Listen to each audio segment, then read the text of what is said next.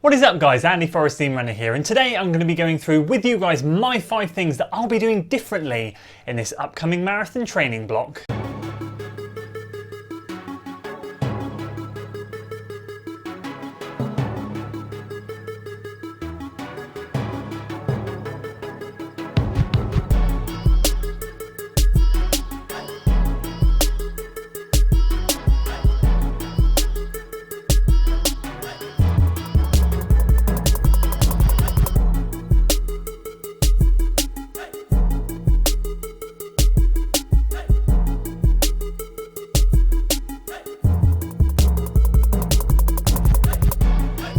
So welcome back to another video, and today we're going to be diving in and talking about the 5 things that I'm going to be doing differently in this marathon training block, which starts next week for 16 weeks leading in to the Newport Marathon in April 2020. Today is a bit of a precursor for the start of next week's marathon training series. Today I'm going to be setting the ground rules effectively and hopefully answering some questions that you might have that might pop up as you start to watch the series. So we set these ground rules now so that you guys know what's going on when we lead in to next week's first episode. So if you're excited for today's video guys, make sure you give it a like, share it with your friends, subscribe to the channel for weekly running content, and let's dive in. So the first big difference between previous marathon training blocks and this one is that I am going to be coached, and I'm going to be coached by a chap called Chris Bird, the 2018 Newport Marathon winner. Now for me, coaching is something that I have had in the past. I was actually coached leading up to the 2018 Newport Marathon. And sadly, shortly after that, I had to sever ties with the coach for no reason. They were absolutely incredible, but for no reason. I'm self-employed, my work blew up, I landed a couple of massive contracts, and then a month later in May, my wife fell pregnant with our beautiful baby boy, who is now just over 9 months old. So things just were, I could not form a proper structure to be coached. So I've literally flown solo for the last, well, is that 18 months until the last 4 weeks, where I've started to commit to working with Chris on a more regular basis. And I'm excited for him to take me up to the Newport Marathon. After Newport, I'm going to have a break for a couple of months, hit the trails, hit the hills, do all that good stuff, and then we'll hopefully, if things go well for these 16 weeks, pick it back up and then roll leading into the October or September marathon, depending on which one we do, whether it's London or Berlin. So this time around, we're going to be being coached.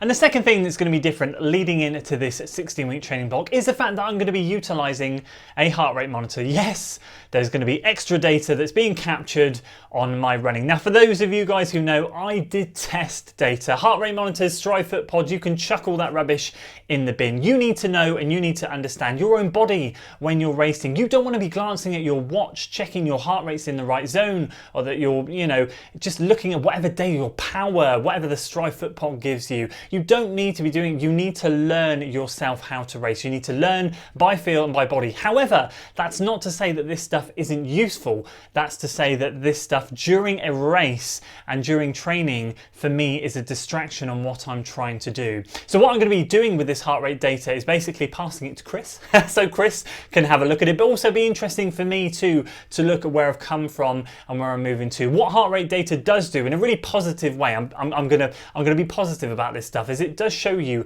a progression in how your body's doing. So week 1, I might run a certain pace at a certain heart rate, and hopefully by week 3, 4 and 5, I'll be able to run the same pace at a lower heart rate because I'm getting fitter. So what it's going to do is going to be a great tracker to see how my body is adapting to training.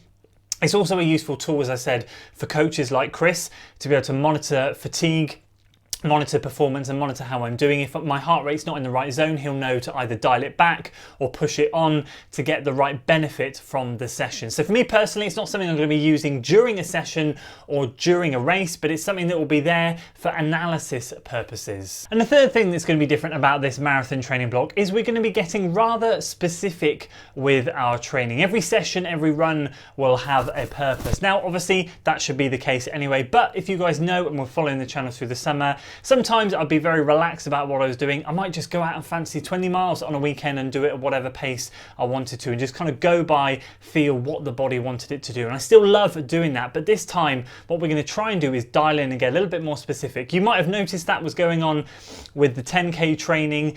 At the moment, when I lead into marathon training, my intention is to peak in and around the 50 to 55 mile mark. So it's not going to be massive miles, but what we need to do with those miles is make the quality count. So within that, I'll I'll explain as I go through the training series what specific paces I'm going to be doing. But for example, marathon pace might be in and around 6 to 6:10 per mile. Therefore, I'm going to be running sort of my critical velocity reps at a certain pace. My moderate pace is going to be based off a percentage of my marathon pace, and so on and so forth. So everything is going to have a rhyme and a reason. Everything's going to have a purpose, and every session will have specific paces that I need to try and hit, bar the recovery runs. And leading on from that, point number 4, bit of a sad one because you know I love them, but talking about specificity, we'll be doing a few less hills in this training block. Again, if you remember through the summer, I was just going out and doing 18 to 21 mile long runs across the hills, just rolling terrain and absolutely going for it. But with the specificity this time, and with my long run workouts being literally needing to dial in to specific paces, I'm going to have to find more boring routes, shall we say, more routes that will allow me to work on dialing into certain paces and feeling good. So if you saw the return of the TC video a few weeks back, I picked a mile out and back, well no, it was about 1.5 mile loop where I was just going out and back for 14 miles just so that I could dial in the paces. There's going to be more of that. It's not going to be the most scenic training for me personally. It might get a little bit mind numbing, but it's going to allow me to dial in. I have to be honest with you, during those first 3-4 weeks of that 10k training, I really did start to already feel the benefit of just actually dialing in and getting specific, which is why that thought in my head is outweighing the disappointment of not running the hills, because I know that it's going to get me in really, really good shape. So we're going to be running a few less hills, but we're going to have to be keeping things on the tarmac a bit more. And the 5th and final goal, and this is the biggest one mentally for me, and you will have seen it in the title of the video. I am going to set myself a time goal. We are shooting for sub 2:40. Whatever that might be, we'll see as we get nearer the time what shape we're in. But I'm going to put it in my head, I'm going to put it out there now. We're going for sub 2:40. Now, if you followed my 2018 Newport Marathon journey, you'll know that after that I produced a couple of videos talking about how I just felt like the pressure was too much for me internally. It was nothing to do with social media. What I tended to do back in the day, 2, 3, 4 years ago, was set myself time goals. And if I didn't achieve them, I felt like I'd let myself down. I felt like I failed. Rather than looking at it and going, but you've run a PB, because I hadn't hit a certain time, I put too much pressure on myself, I'd fail, and then I would just get so mad at myself. So after Newport, I decided to say, do you know what? No more time goals. All I'm going to do in every race is go out there, run strong, run hard, and run to my best ability. And if that led to a PB, amazing. If it didn't, there's no stress on my part. And that has worked really well up to now, and up to a point. It's just allowed me to chill out and enjoy my racing. But I can safely say now that after 18 months of doing that, I kind of feel like that's not enough again. And I've got that fire back in my belly to set myself a real goal, because I'm getting to the point now where I want to really take my times down, get those times tumbling, and over the next 2-3 years, really get to that 2:30 and below marathon mark. That's my ultimate goal, and that's what I'm going to be shooting for. So I need to take baby steps. And the first one, from running a 2:44 back in October this year, is to now try next year go sub 2:40. So there we go. Those are the 5 things that I'm going to be doing differently during this marathon training block. Now, hopefully what that's done for you guys is to outline or give you a bit of a guidance as to where my training is going to go. You know I'm going to be coached.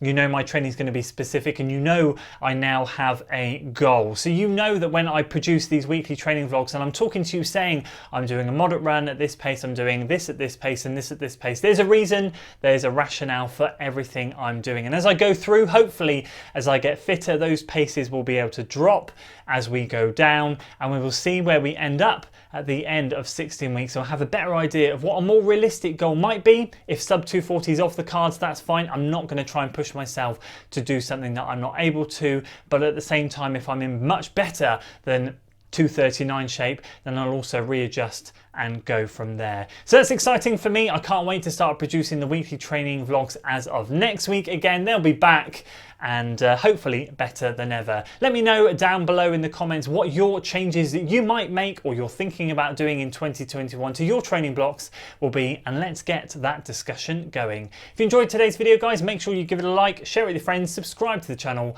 for weekly running content, and as always, I'll see you in the next one. Until then.